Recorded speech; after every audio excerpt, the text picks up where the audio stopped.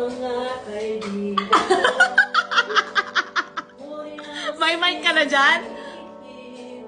Nabulakan ko na ikaw. Oh, guys.